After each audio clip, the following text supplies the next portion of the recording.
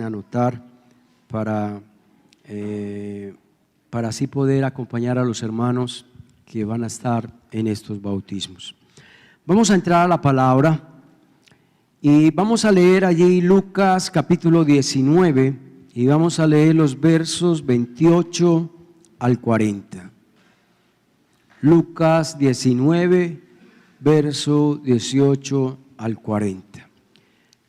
Los que puedan, porque yo sé que hay personas enfermas, pueden ponerse de pie para leer la palabra de Dios y hacerlo así de la mejor manera, con más reverencia.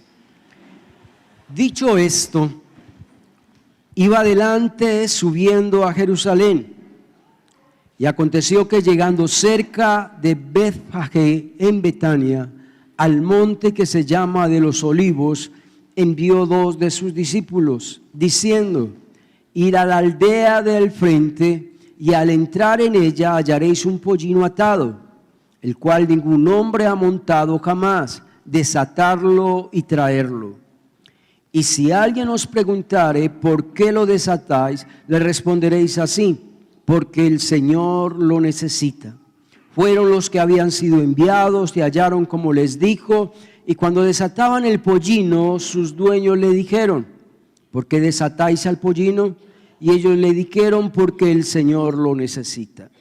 Y lo trajeron a Jesús, habiendo echado sus mantos sobre el pollino, subieron a Jesús encima, y a su paso tendían mantos por el camino, y cuando llegaron ya cerca de la bajada del monte de los Olivos, toda la multitud de sus discípulos, gozándose, comenzaron a alabar a Dios a grandes voces por todas las maravillas que habían visto, diciendo: bendito el Rey que viene en el nombre del Señor, paz en el cielo y gloria en las alturas.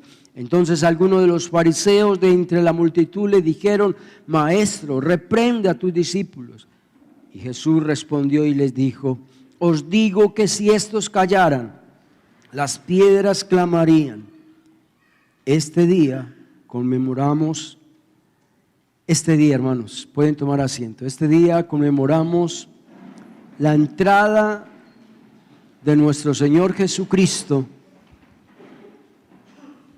a la ciudad de Jerusalén.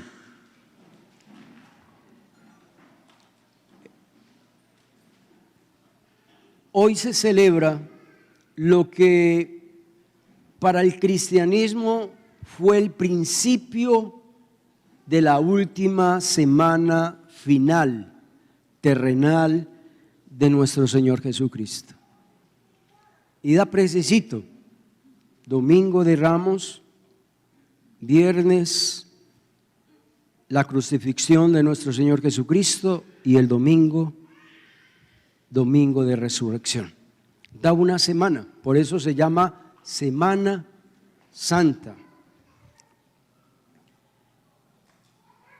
Fue tan importante este evento para los apóstoles que en los tres evangelios, Mateo, Marcos y Lucas, relatan esta historia o este evento y le dedican prácticamente la tercera parte de su evangelio. Es interesante eso. Si usted le dedica a un tema en un libro, la tercera parte es porque para usted es importante esa parte. Entonces, para los apóstoles fue algo maravilloso, algo precioso que Jesús entrara a Jerusalén. Yo no sé si ustedes sabían de que cuando Jesús entró a Jerusalén se estaba cumpliendo una profecía que se dio en Zacarías capítulo 9, versículo 9. 520 años antes de que sucediera esto, se dio una profecía. Y dice Zacarías 9:9: alégrate mucho, hija de Sión, da voces de júbilo, hija de Jerusalén. He aquí tu rey vendrá a ti, justo y salvador, humilde, cabalgando sobre un asno, sobre un pollino, hijo de asna. ¿Por qué Jesús entró a Jerusalén? ¿Y por qué Jesús dejó todo para el final de entrar a Jerusalén? Porque estaba esta profecía. Porque Jesús quería declarar a todo el mundo de que Él es el Mesías, que Él es el Rey de Israel. ¿Cuánto le dan gloria a Dios? Jesús dedicó su última semana de vida a Jerusalén. Una ciudad querida, una ciudad amada por todos los judíos. Pero el propósito de Jesús era que Israel se convirtiera al Evangelio. Lastimosamente, el pueblo de Israel no aprovechó esta última oportunidad. Pero Jesús dedicó su última semana para darle una oportunidad a su pueblo amado, a su pueblo judío. Por eso se cumplió lo que dice Juan 1, a los suyos vino y los suyos no le recibieron.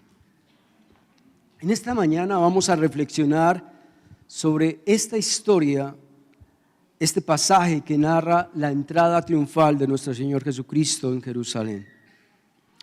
La idea es resaltar 3 frases que son muy importantes para que usted y yo podamos entender el significado de este pasaje. La primera frase que quiero resaltar está en el verso 35. Y le trajeron a Jesús, y habiéndolo echado sus mantos sobre el pollino,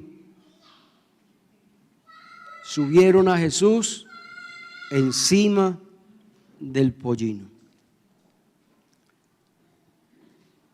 Jesús entró a Jerusalén montado en un pollino. ¿Qué nos enseña eso? Nos enseña que Jesús es el Rey de Reyes, pero es un rey ¿qué? Humilde. Todos los reyes, cuando entraban a una ciudad, lo hacían en caballos de guerra y con caballos de las mejores razas. Pero usted se imagina el Rey de Reyes y Señor de Señores entrar a Jerusalén encima de un burrito.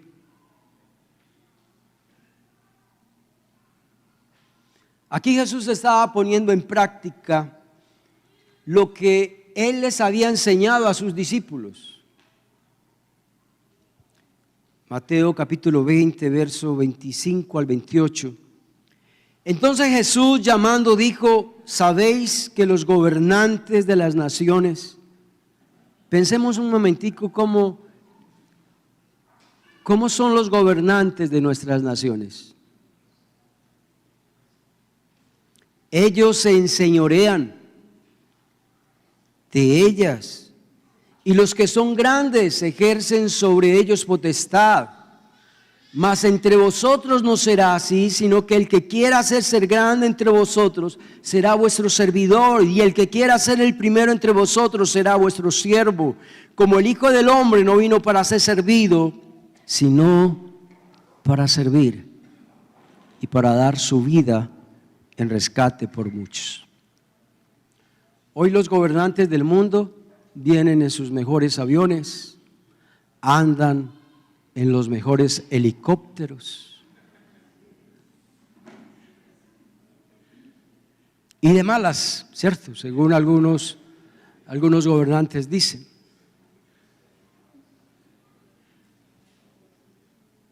Vienen es para servir. Ahí se ve la humildad, ahí se ve la mansedumbre. También se puede aplicar a algunos pastores y algunos ministros del Evangelio que andan en sus mejores carros de 500 millones, que los hay, las mejores casas, elegantes trajes de miles y miles de pesos. Hay parecido al Señor Jesucristo, ¿no?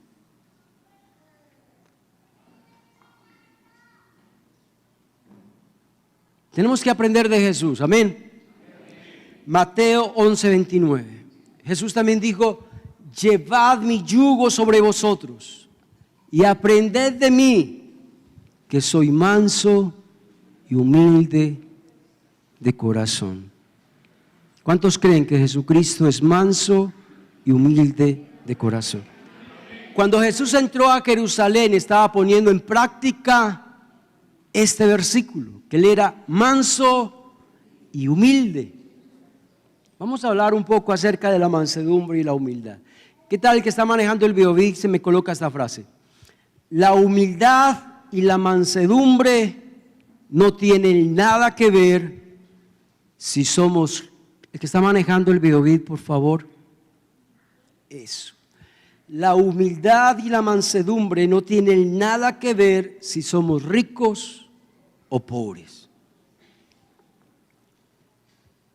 La humildad no tiene nada que ver con mi manera de vestir. La humildad tiene que ver con algo que hay que en el corazón. Porque yo conozco pobres, pero están llenos de soberbia y orgullosos. Pero también conozco ricos y tienen un corazón ¿qué? Humilde. La otra frase, ser manso y humilde, significa reconocer nuestra necesidad del poder y de la ayuda de nuestro Dios. Eso es ser humilde. Cuando usted tiene un problema bien grande y se acerca a Dios y le dice: Dios, yo no soy capaz con este problema, ayúdame. Eso es humildad. Eso es ser manso. ¿Se acuerda que Jesucristo nos dijo: venid a mí todos los que estáis trabajados y cargados, que yo os haré descansar? El que se acerca a Dios para que Dios lleve su carga, esa persona es una persona humilde.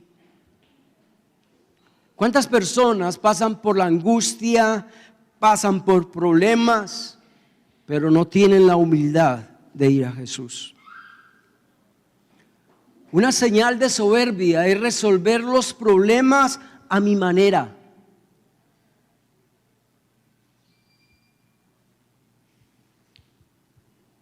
Otra frase sobre la obediencia. Ser manso y humilde significa reconocer que otras personas pueden darnos buenos consejos y enseñanzas para nuestra vida. Usted sabe que hay personas que creen que se la saben toda. Hay personas que creen que ya lo saben todo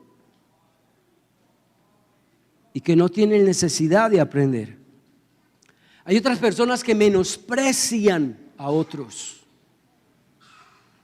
Yo he escuchado personas decir: esa persona que está allá no tiene nada que enseñarme. Imagínate qué soberbia, ¿no? Y no falta el que vaya a la cartelera y mire quién va a predicar el miércoles. Ah, no, esa persona no, yo no vengo.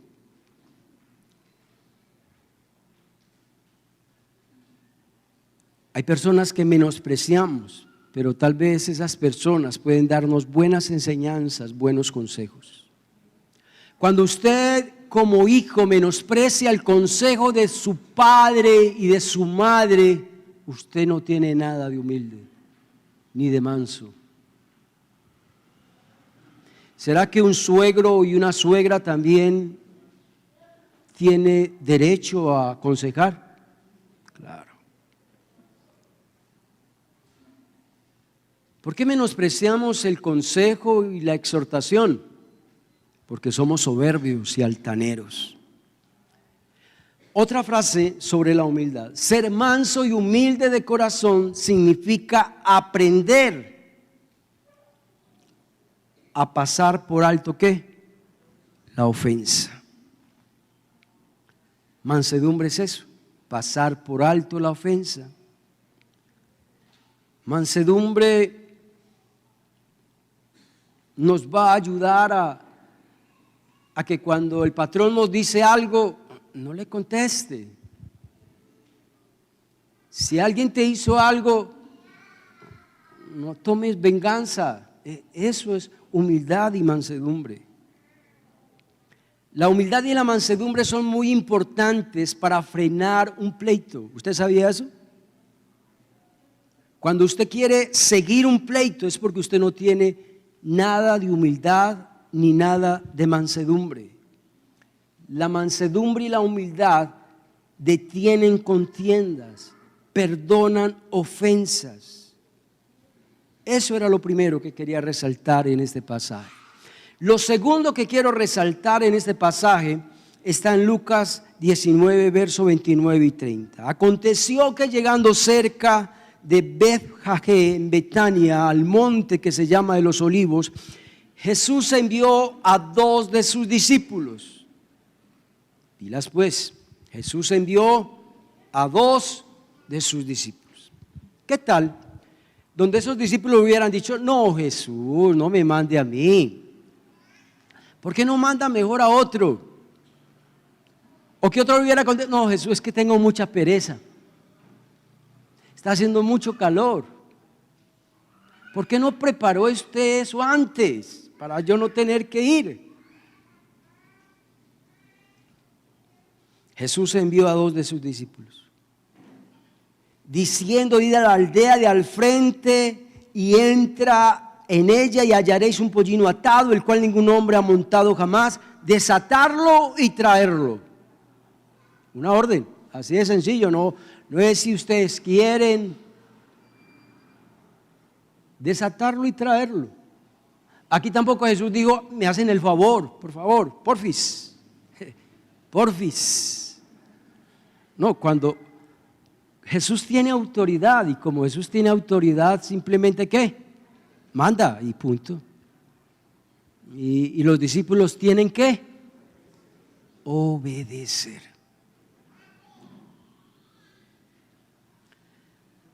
Según esta frase, cuando Dios manda algo, hay que obedecerlo. Amén. Es que Él es el Rey de Reyes y Señor de Señores. Y si Él es el Rey de Reyes y Señor de Señores, entonces Él tiene la autoridad sobre toda la creación. Y usted y yo somos creación de Dios. ¿Autoridad qué? Según el diccionario, autoridad es el derecho a mandar, el derecho a gobernar. Autoridad es el derecho a ser obedecido. Autoridad es que Dios manda, tiene autoridad. Él es el Señor, entonces yo debo de obedecerle, sin cuestionarle. Si dijo Dios que hagamos eso así, hay que hacerlo así, porque Él quiere que se hagan las cosas así. Dios espera de nosotros obediencia. Pero hay personas que dicen, yo hago lo que quiera. Así hay personas que dicen.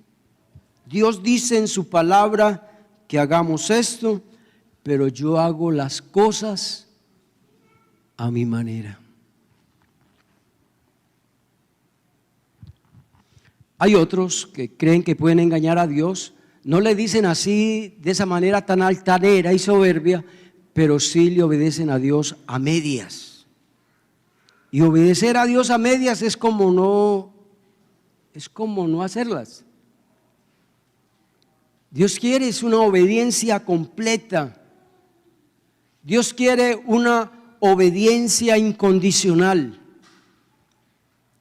Vamos a mirar algunas frases, ¿qué tal si John me las coloca sobre la obediencia? La obediencia a Dios, según la Biblia, no me estoy inventando nada, es más agradable que cualquier sacrificio. ¿Se acuerdan que eso lo dijo Dios al profeta Saúl? Perdón, al rey Saúl. Primera de Samuel 15:22. Y Samuel le dijo: ¿se complace Jehová tanto de los holocaustos y víctimas como en que se obedezca a las palabras de Jehová? Ciertamente el obedecer es el mejor de los sacrificios. Para muchos venir al culto y tan temprano es un sacrificio, pero Dios te está diciendo, si usted compara este sacrificio de venir a un culto a obedecer, el mejor sacrificio que usted y yo le podamos dar a Dios es obedecerlo. Para otros orar es un sacrificio, para otros leer la Biblia es un sacrificio, para otros hacer la devocional es un sacrificio, para otros ayudar al prójimo es un sacrificio. Pero Dios dice, esos sacrificios son buenos, pero no es como lo máximo. Lo más importante para los ojos de Dios es que usted y yo, ¿qué? Le obedezcamos. Otra frase sobre la obediencia: obedecer a Dios trae bendición a nuestra vida. ¿Cuánto lo creen? Deuteronomio capítulo 28, versículo 1 y 2. Lástima el tiempo, pero en sus casas, qué bueno, yo le aconsejo que lea todo el capítulo 28. Es hermoso. Todas las bendiciones que Dios va a dar a aquel que le obedece la palabra, aquel que guarda los mandamientos. Y dice así Deuteronomio 28, 1 y 2. Acontecerá que si oyeres atentamente la voz de Jehová, para guardarla, para ponerla por obra, todos sus mandamientos que yo te prescribo hoy, también Jehová tu Dios te exaltará sobre todas las naciones de la tierra, y vendrán sobre ti todas estas bendiciones, y te alcanzarán si oyeres la voz de Jehová. ¿Qué está diciendo ese texto? Que obedecer trae ¿qué? Bendición. Dios nos ha dejado la palabra de Dios, amén. En estos días estaba visitando a un anciano y inconverso. Él me decía que la única Biblia verdadera es la católica, que las demás Biblias no son Biblia. Y yo le decía, no, es que la Biblia es la misma. Si no fuera la misma, entonces le tendríamos que cambiar el nombre. Biblia es Biblia. Simplemente son diferentes traducciones, pero es la misma, ¿sí? Y yo le decía a él, lo más santo que hay sobre la tierra es la Biblia. La Biblia tiene más de 3.500 años y se ha cumplido lo que Jesús dijo: cielo y tierra pasarán, pero mis palabras no pasarán. En esta Biblia Dios nos dice: no matarás. Pero ¿cuántas mujeres abortan? En esta Biblia dice: no adulterarás. En esta Biblia dice: no diga falsos testimonios. En esta Biblia dice: no te vengarás. En esta Biblia dice: no codiciarás el hombre de tu prójima, si se puede decir así. ¿Por qué dije eso? Porque es que hay mujeres también muy fregadas, ¿cierto que sí o no? Le voy a decir algo: usted no tiene por qué hacerle ojitos a un hombre casado. Y hombres casados, usted no tiene por qué hacerle ojitos a una mujer casada. Eso es desear la mujer del prójimo. Esta Biblia también dice: no os unáis en yugo desigual con los incrédulos. En esta Biblia también dice que debemos de perdonar a los que nos ofenden. En esta Biblia también dice, ama a tu prójimo como a ti mismo. Pero en la Biblia también dice, hijos, honren padre y madre. Listo. Yo creo que todos sabíamos que eso estaba en la Biblia. Entonces la pregunta es, ¿por qué no la obedecemos? Si el que lo está mandando es Dios, que tiene autoridad sobre nosotros, ¿por qué no la obedecemos? Otra frase sobre la obediencia. Tenemos que reconocer que nosotros no somos señores. Por favor, que está manejando el Beovid. Tenemos que reconocer que nosotros no somos señores de nuestra vida, sino nuestro Dios.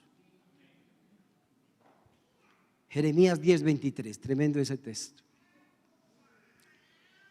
Tal vez muchos no conocen ese texto. ¿Me colocan el texto, por favor? Conozco, Jehová, que el hombre no es señor de su camino. ¿Usted entiende esa frase? ¿Qué quiere decir? Que usted no puede hacer lo que le dé la gana en este mundo. Así de sencillo. Que usted no puede hacer esto que Dios diga por acá y usted se vaya por acá. Y dirá usted, pastor, ¿y por qué no? Siempre lo he hecho. Primero te voy a decir algo.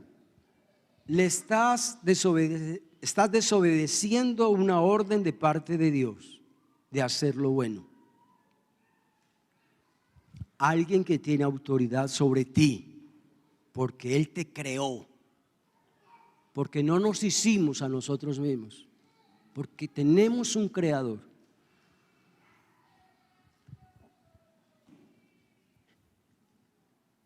Ningún hombre sobre la tierra es señor de su camino.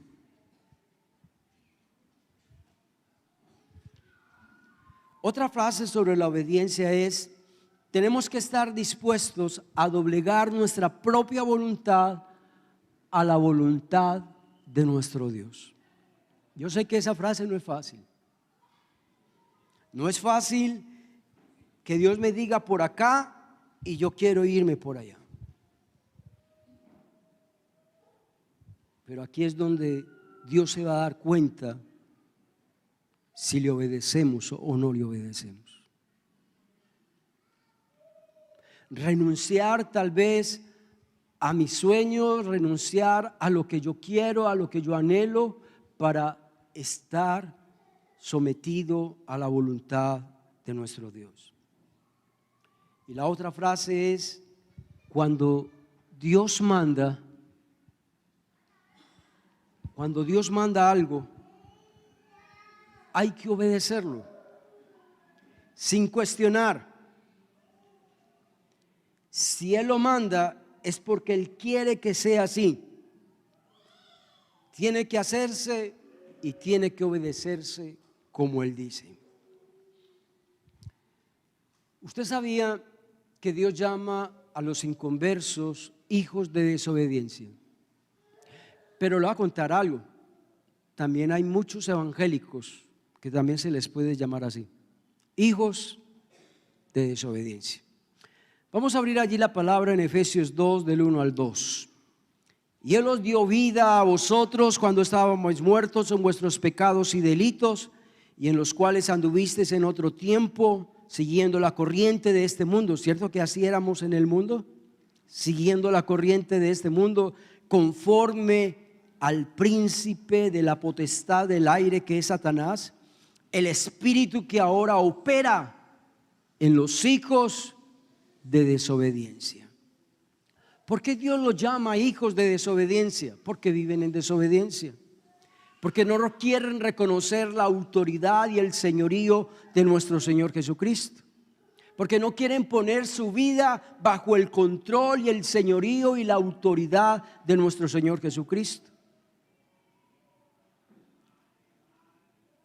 ¿Cierto que hoy en día hay muchos corazones duros o no? Casi no hay amenes. Vuelvo y repito. ¿Cierto que hoy hay muchos corazones duros? Sí. O si no, hable con ese esposo que tiene un corazón duro. O si no, mire los hijos. Algunos hijos son duros de corazón. El papá le aconseja, la mamá le aconseja a que no hagan eso y lo siguen ¿qué? Haciendo. Aún nosotros como pastores también aconsejamos, exhortamos para que no se haga esto, para que no se haga aquello y siguen duros de corazón.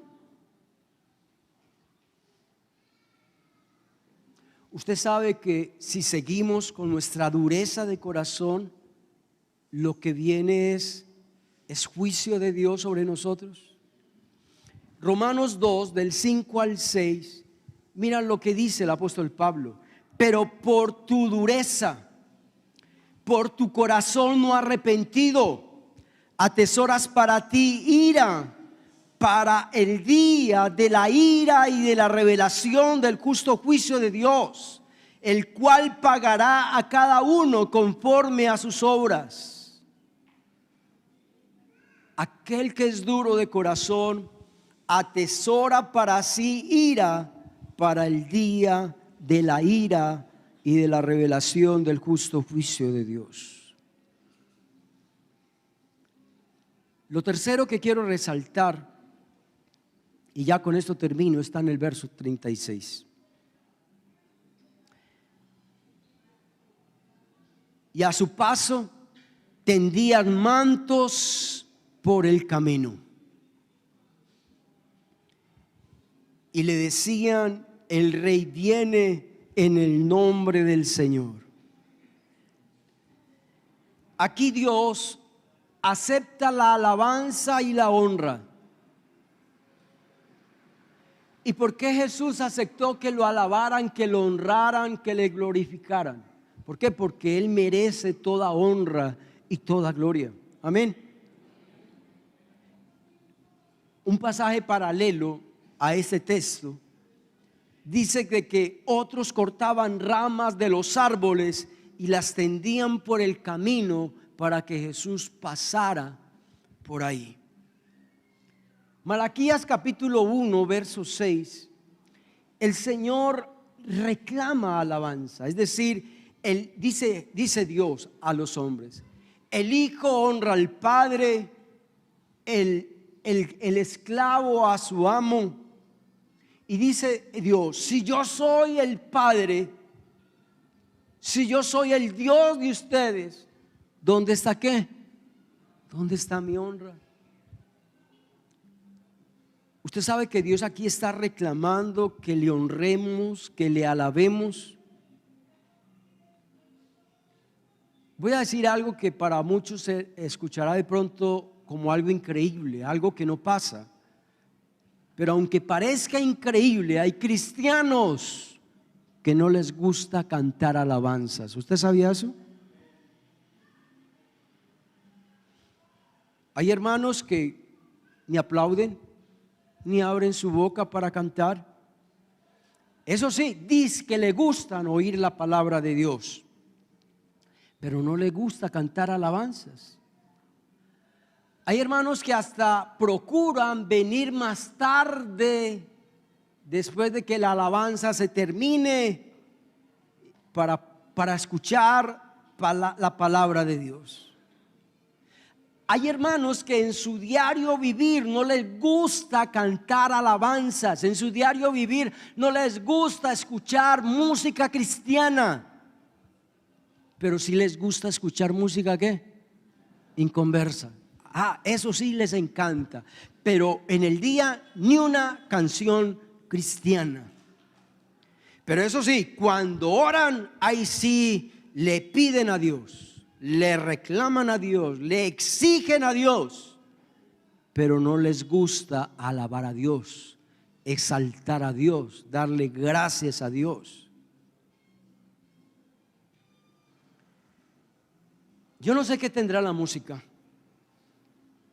La música tiene algo y por algo Dios quiere que le cantemos a Él. Desde el Antiguo Testamento, y cuando uno lee el Salmo 150, cuando Dios dice: cantad alegres a Dios, habitantes de toda la tierra, cantarle con arpa, con salterio. Cuando Dios pide eso de su pueblo es porque la alabanza tiene algo, la música tiene algo, pero esa música se puede usar para bien o se puede usar para ¿qué? Para mal. Y Satanás está usando la música inconversa para lograr sus fechorías. Hoy en día se canta el amor, hoy en día se canta a las mujeres, hoy en día se canta al sexo, hoy en día se canta al vicio. ¿Cuántos hermanitos que todavía tienen por ahí el viejo hombre, escuchan esta canción y les trae sus recuerdos, ¿no? Paso a paso voy llevando la cruz que me dio la vida, llevo en mi pecho la herida y en la frente el deshonor. La gente dice que soy un borracho sin medida, mi placer es la bebida, cantinero más licor.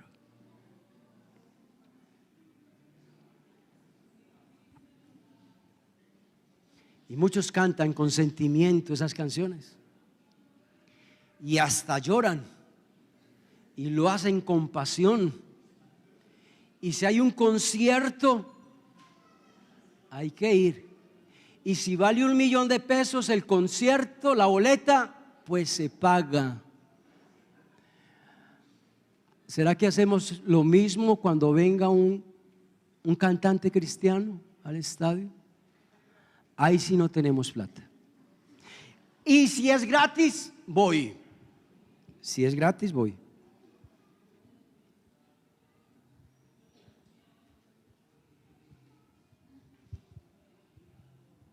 ¿Qué tal si me manda otra vez el pasaje para allá del Evangelio, ¿no? Resaltando el punto de este último ya por el cual estamos terminando.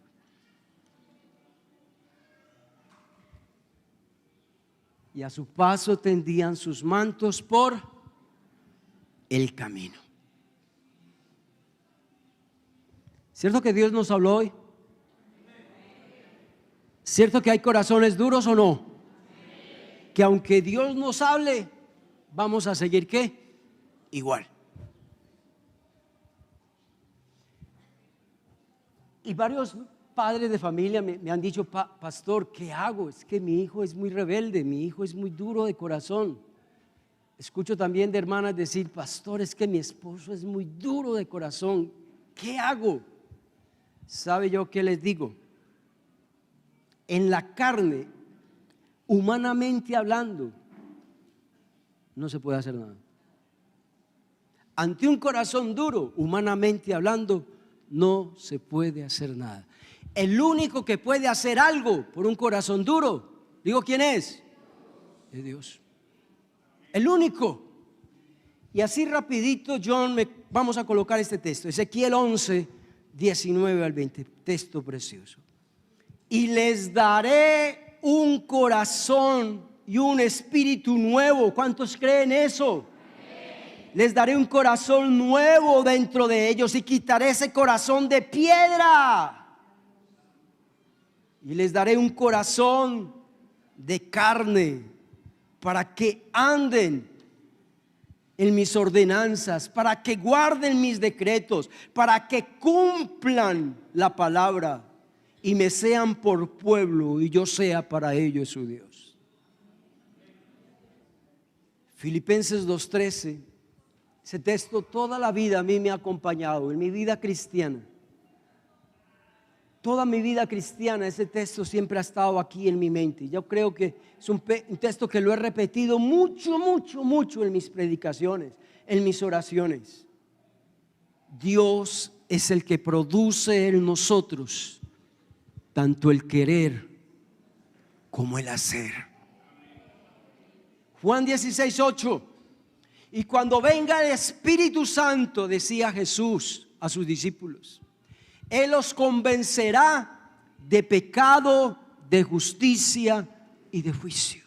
Mire lo que Dios hace con un corazón duro. Convence de pecado, de justicia y de juicio. Y quiero terminar con este texto, Hechos 16:14. ¿Se acuerdan cómo Dios llamó al arrepentimiento a Lidia? Una mujer que por más que le compartían la palabra, ella no aceptaba, ella no reconocía su pecado, ella no reconocía que era necesario abrir su corazón al evangelio. Entonces mira lo que hizo Dios con Lidia. Entonces una mujer llamada Lidia, vendedora de púrpura de la ciudad de Tiatira, que adoraba a Dios, estaba oyendo, y el Señor le abrió el corazón a Lidia para que ella estuviese atento a la palabra que Pablo decía. ¿Cuánto le dan gloria a Dios? ¿Usted cree que Dios merece un aplauso? Esa es la forma como Dios trata con los duros de corazón. Vamos a orar. Dios, gracias por tu palabra. Gracias, Dios, porque hoy nos has hablado. Gracias porque estamos siguiendo a un Rey de Reyes que es humilde y manso. Qué diferencia a los líderes religiosos de nuestro tiempo, llenos de soberbia, de orgullo, de altanería. Dios, gracias porque también hoy nos has hablado, Padre de la gloria, que tú eres un Rey de reyes y Señor de señores, digno de que te adoren, digno de que te exalten, digno de que te den la honra y la gloria y la alabanza. Pero Dios, gracias también, porque hoy también, Dios mío, nos has enseñado, oh Dios, que tú eres un rey que nos amas, un Dios que quiere darnos una segunda oportunidad. Ahí donde estás, si en esta mañana el Señor te ha hablado, si tú quieres entregar tu vida al Señor, yo te animo para que lo hagas. Nadie te ve, nadie te escucha, ahí en silencio. Repita conmigo estas palabras. Señor, quiero tomar la decisión más importante de mi vida. Quiero decirte, oh Dios, que entres a mi vida. Dios, ahora mismo, Señor, abre mi corazón, perdona mis pecados. Te invito, Señor, a que entres a mi vida. Y creo, Señor, de todo corazón y confieso con mi boca que el Señor Jesús es el Hijo de Dios, el Mesías que murió por mis pecados y que resucitó. Y me arrepiento de mis pecados y te pido perdón por mis pecados. Y te pido que envíes ahora mismo tu Espíritu Santo para que Él me convenza de pecado, de justicia y de juicio. Para que el Espíritu Santo me dé el poder de rechazar lo malo, de caminar en tu voluntad. Esto te lo pido, Dios, en el nombre del Padre, del Hijo y del Espíritu Santo. Amén y amén. Bendiciones, hermanos, que estén bien.